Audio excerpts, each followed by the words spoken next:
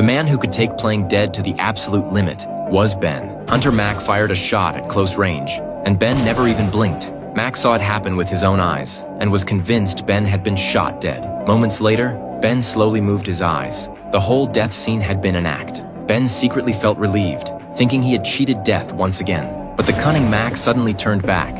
A surprise gunshot left Ben drenched in cold sweat. Only after making sure Ben was not moving did Mac finally drive away. The veteran hunter did not go far.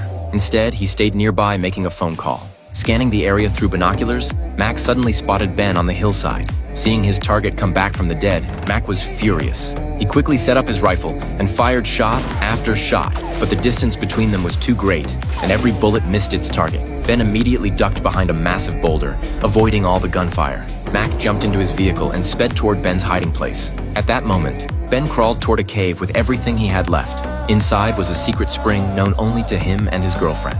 After crawling into the cave, Ben was crushed by disappointment.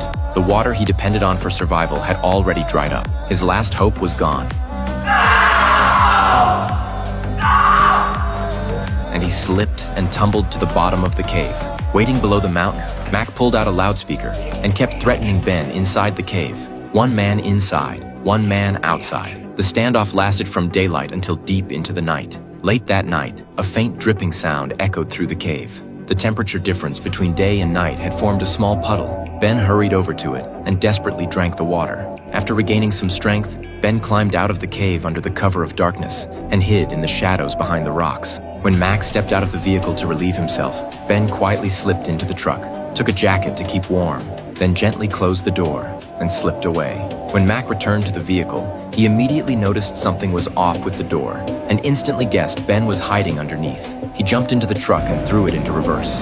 The vehicle sat high enough off the ground, and Ben narrowly avoided being crushed, but his position was completely exposed. Mac immediately floored it and charged toward him. Ben scrambled to his feet and ducked behind a rock. After failing to kill him again and again, Mac lit a stick of dynamite and tossed it behind the boulder. Driven into a corner, Ben had no choice but to run for his life in a panic.